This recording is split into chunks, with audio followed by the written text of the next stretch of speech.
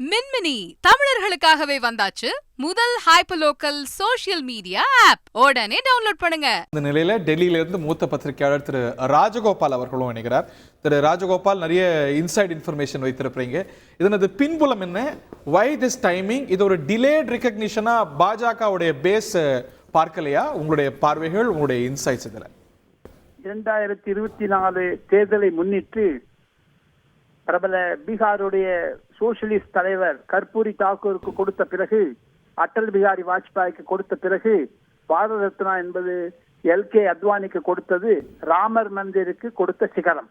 ராமருக்கு சென்ற மாதம் கோவில் கட்டினார் நரேந்திர மோடி. இந்த மாதம் எதிர்கட்சிகளுக்கெல்லாம் ஒரு வேர்ப்பு அளிக்கக்கூடிய அளவிற்கு நாடாளுமன்றம் நடந்து கொண்டிருக்கக்கூடிய சமயத்தில் கூட நரேந்திர மோடி எடுத்தது முடிவு 335 எம்பிக்களை வைத்துக் கொண்டு பாரதிய ஜனதா கட்சி இப்போது கொடுக்காமல் எப்போது கொடுப்பார்கள் என்று தான் பலர் கருதுகிறார்கள். இது பாஜக கேடரிடையே, ஊழியர்களிடையே, தலைவர்களிடையே பெரிய உற்சாகத்தை கொடுத்து விட்டது. இந்த முறையில் இறந்தவர்களுக்குத்தான் பாரத ரத்னா கொடுத்து கொண்டிருந்தார். ஆனால் நம்மிடம் இருக்கக்கூடியவருக்கு முதலாக தன்னுடைய கொள்கையை மாற்றிக்கொண்டு பாரதிய ஜனதா கட்சி அதை கொடுத்தது என்றால் இது 2024 அரசியலை முன்னிட்டு தான் கொடுத்திருக்கிறார்கள். பற்பல வாதங்கள் வந்தது.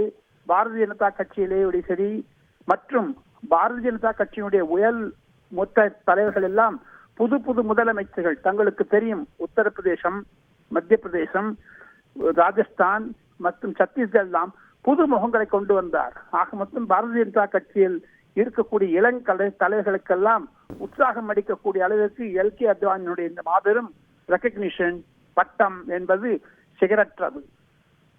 தேங்க்யூ வெரி மச் திரு Rajagopal. Thank you very much. Minmini தமிழர்களுக்காகவே வந்தாச்சு முதல் ஹைப்பர்லோக்கல் சோஷியல் மீடியா ஆப். உடனே டவுன்லோட் பண்ணுங்க.